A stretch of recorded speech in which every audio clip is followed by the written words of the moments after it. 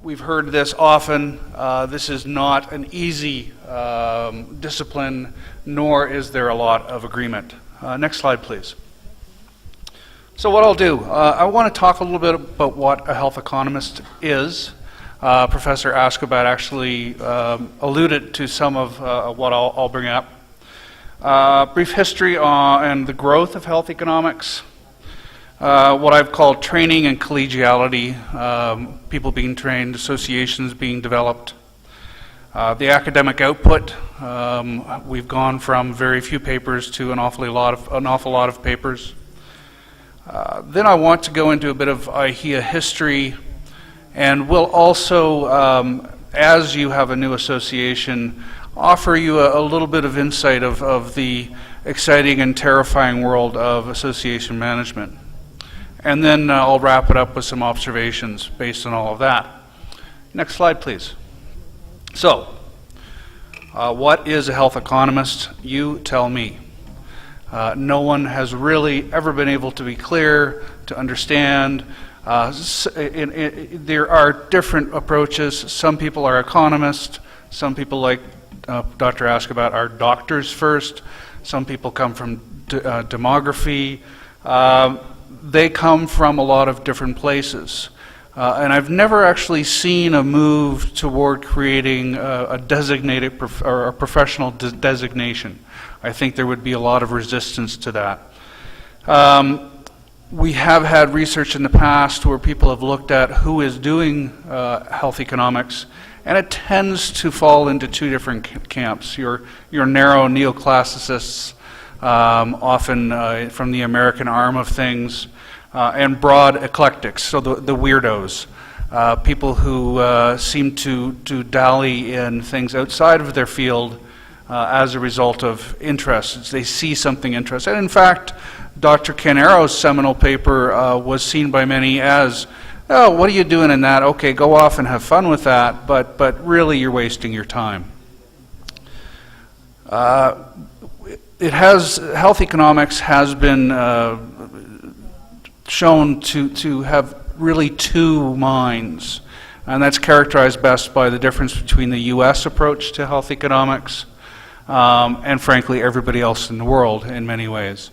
So the U.S. tends to focus on more neoclassical sides of of economics and the assumptions, whereas the rest of the world seems to think there's a bit more to that in terms of equity and broad understanding of the value of health and health care.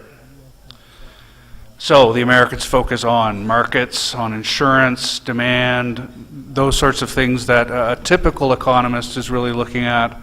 And then social welfare, caring for your neighbor, fairness and equity are more common in Europe and abroad. Now, this has brought about an interesting phenomenon. As a result of this tension between the two sides of health economics, another third area has sort of grown up to try to bring the two sides together around health services research. So rather than trying to argue whether something is health economics or not, many people have simply created this amorphous idea of health services research that collects everything and pulls it all together. Next slide, please. So, a little bit of history. I should back up for a second to let you know a lot of this draws on a paper that Tom Getson, my colleague, is working on right now for the InaHEA's review of its operations. I am trying to boil down a lot of history into a short period of time, and it's quite possible that I've missed something or perhaps upset somebody by saying something they didn't necessarily agree with, but we wouldn't be health economists if it wasn't like that.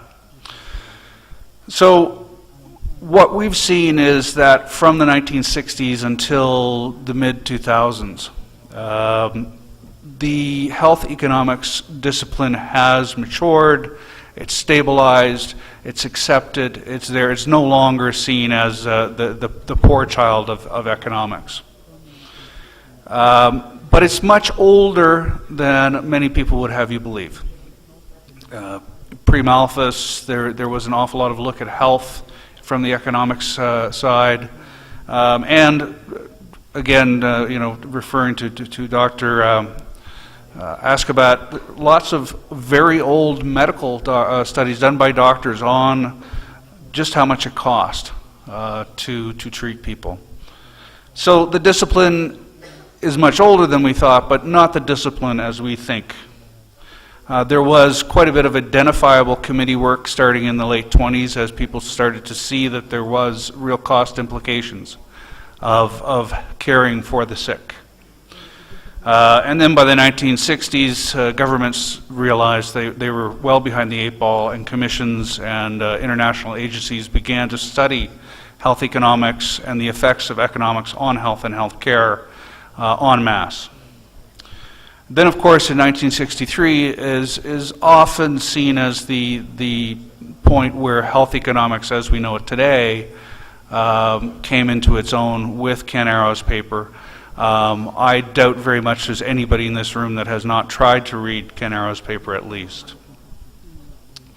And of course, soon after that, we started to see many texts, the first being a chapter in a book by Klarman, the development of two main journals in 81 and 91, that's the Journal of Health Economics and Health Economics. And there are many other journals that have been developed since. However, these still remain the primary journals in our area. Next slide, please. Thank you. So, where did we start? Where did we go? Where are we now? There really isn't any census. There's nothing official saying how many health economists there are. There's no official designation. By and large, you self-identify by virtue of what you do and how you talk about it. Before 1960s, it was doubtful. It was really not a discipline. There was a smattering of researchers. Nobody identified as a health economist. They were just doing economics, and it just happened to be in the area of health. And it was, everybody did this. Anybody could get involved. Economists, doctors, accountants, demographers, political scientists, whomever wanted to look into this field got involved. So, Kuliah estimated in 1970 the number of economists would fit in the front two rows of this hall. And certainly were few and far between. A slight increase by 1980 at a conference in Rotterdam, and then started to increase with a conference in Zurich with about 300 people. However, at that point, it was largely North America and Europe making up the cadre of health economists. There's been an estimate that there's one health economist per 200, oh, I made that too long, didn't I? Estimating that there's one health economist per 200,000 in the population, assuming you're in a developed nation with an actual training program. Next slide, please. So, one of the offshoots of the development of health economics was training and collegiality, which is really the development of ways of getting together to talk about what nobody else wants to talk about. Most of the training was led by York, the Center for Health Economics in the UK, and Harvard. There have been many other developing systems of education. Canada has just released a new training facility or training group in University of Toronto, for example, and I know in Indonesia they've had their own center for quite some time. What I've noticed over time is a real cyclical predominance of certain academic units. Aberdeen was very strong when I first started looking at things. CHE at York, CHEPA, CRES in Spain, and they seem to go in cycles and have a lot of impact, and then there seems to be a sea change at the top, a little refocusing, and they tend to go away and somebody else sort of takes over that leadership. From the academic side into collegiality, early on people started to see the value of discussing health economics in an environment like this. Really the first group to happen was HERO, and that was with the American Economic Association. It started out early, started out small, stayed small, and ultimately, I think, led to the creation of a number of other opportunities. And then Tom Getson was involved with the Health Economics chapter at the Association for Public Health, or the American Association, oh gosh, what is it? The Association for Public Health America, something like that. The Americans, public health, those people. Then, sort of starting mid-70s, we started to see the development of national, regional groups, mostly in the guise of study groups, HESG in the UK, although it must be said that I believe their membership was quite broad because they were the only real study group for quite a while. Canada, the Nords, Australia also followed. And just as an interesting aside, CHIRA, that I started in quite some time ago, was originally a study group, actually morphed into a broader policy association when I left. And now there's been the recreation of the Canadian Health Economics Study Group, so it's gone full circle. So it will be interesting to see where that goes. And this is what happens when you're trying to write proposals in a very bumpy car ride from the airport, and you remind yourself in the morning to put in the list of associations that are affiliates of IHEA, and then you forget. So pretend there's a list of affiliates there. Next slide, please. So what about academic output? I mean, this is another way of finding a rubric of, are we really growing? What do we do? What's our impact? Very early on, there wasn't an awful lot of research on health and economics. From 1986 to 63, there was actually a drop. Mind you, there was not much research, a drop nonetheless, but a drop when it's a couple of drops is not a big drop. Then that fraction of papers rose from 1969 to 90 from 3 to 15%. Tom Getson did a search of Medline to get a sense of what's the cumulative total of health economics papers in the main economics and medical literature. And he found there was 50 between 1966 and 74. And then it started to ramp up significantly, up to 2,900, until 90 or 83, 7550 until 1992, and we've seen that go up as well. And then one other paper suggested that the increase from 91 to 2000 in EconLet was 3.5 times, so quite a significant increase. And then finally, Wagstaff and Collier presented a piece at the Toronto conference for IHEA, where they showed that there has been a significant and nearly logarithmic increase in the amount of health economics literature available. Next slide, please. This gets a little boring, but I think a little bit of history of IHEA is of interest, and frankly, it's the easiest for me to talk about because I was around for a good chunk of it. IHEA came out of sort of the demand side and the identified lack of opportunities for junior researchers to get in and talk about health economics. The hero sessions at the AEA were very difficult to get into and tended to be available only to people that knew people. So there was this desire for more. Tom Getson saw that same demand when he was working with the Public Health Association. And then for Tom, it was a happy confluence of a number of different things that helped to change, to make him decide he was going to create an association. He talked with many people from Harvard, spent a sabbatical year at York, and got a number of people on side there. Frankly, I think part of the reason that he decided to do this was that Temple University cut his travel budget as well. And he liked to travel. So, and I think the final piece of that was really the change in what was available for information technology. Tom went from writing a paper newsletter to faxing a newsletter, and is very proud of the fact that he had the second highest faxing bill at Temple University for many years. So eventually IHEA was incorporated as a 501c3. It's American for charity that you can get away with a lot as long as you're careful. Tom would spend time at the kitchen table. literally processing credit cards in a machine every Friday night.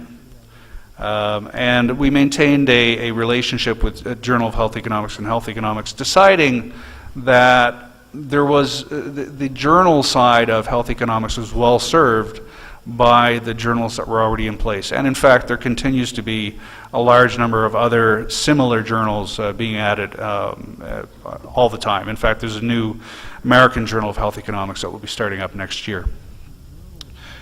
Most importantly, Tom insisted that there will be no meetings. He didn't have time to do meetings. Just putting out the newsletter was enough. Next slide, please. Then it changed. He was offered the opportunity to have a conference in Vancouver. Morris Barrow was putting together something on health economics. It seemed like an opportune time to involve IHEA and give them both a bit of cachet, I guess. And from there, we just haven't stopped. Rotterdam, York, and so forth. Our last conference in Sydney went quite well. We're very happy with the outcome there. We've got other upcoming conferences now, a joint conference between IHEA and the Europeans in Dublin this summer, Milan in 2015 at the same time as, okay, I'm being told to hurry up, here I go, okay. Yeah, you can read all that. We help to create the American Association. We do support the Europeans and have been involved with, are hoping to be involved with the new European Association. We went from 400 members to 2,500 members, and from post-fax email to fully articulated cloud-based membership system. Next slide, please. Okay, I'll go through these fast. Observations, boundaries are going to change for the foreseeable future. Every time we try to pin down what health economics is, it's going to change. I think Mike might even touch on this. How do you do cost-effectiveness analysis for something like Kaleido for cystic fibrosis when it costs $300,000 a year per person? The field is completely different from what the primary movers and shakers thought it would be when they originally started. It's not, oh, look at that, there's some spelling errors in there somewhere. It's no longer a cohesive group. It is starting to split up into other small groups, but it's hard to tell which will be more important. And we will probably see new terminology and changes of scope, referring back to this idea of Kaleido. It's difficult to say how Kaleido will be cost effective at that kind of a price. We will see more expansion outside of the US and Europe, as evidenced by this association here and the African Association. So this is where the growth will be. And I think it's important that people realize that the quality of research we've seen in IHEA from developing regions has grown, I think, faster than from developed areas. Next slide, please. So the old guard, no offense to some people in the room, is they are giving way to the new. And we're seeing a real, I think, a change in young leadership. I think there will be a lot of growth in health economics from the Asian areas, and frankly, I think they will likely go their own way in a lot of ways. The really deep down econometrics, summas and lambda research, I think, will give way to more accessible research for policymakers. And large-scale real databases are going to make a huge difference. If you look at Taiwan, one of the first things they decided when they moved into the single-payer system was that they would put a lot of money into data. And the data is so good that people, I think, rather doubt some of the research coming out because we've not seen the ability to look at real-time research. Okay, I'm going to do this one really quickly. You're running an association. 20, 25 years ago, you did it from a kitchen table with a fax machine. Today, it's by email, and email is even old guard. It's online, cloud-based user systems. We're up against a world of privacy rules that, frankly, in some countries, if you're not careful with privacy rules, as an association, you can get in a whole heap of trouble. We also have associations, or we're used to seeing things work really well through Google and other large corporations. So the association is expected to work just as well. but we don't have the resources. So just be aware as an association that those are the expectations that are being held up. We'll be seeing different ways of connecting people over the internet, connecting people once they get to meetings, and we're actually working on a new app for InaHEA to allow that to happen on site. Next slide, please. Data security is one of the big ones that you have to be very concerned about. Most people don't even understand the value of keeping passwords safe. We all reuse the same passwords where we don't think it's important and where it's in the open. And that's why a lot of people are losing their own private information. Ultimately, technology has made this job unbelievably easier, but it comes with a very sharp edge. Next slide. Thank you. But I do want to share with you one of the reasons that I'm very thankful that you did invite me, and thank you to everyone for having me here. It is an honor. But being from Canada, next slide please, you'll understand why I'm glad to be here. This is my backyard 2 nights ago. Thank you.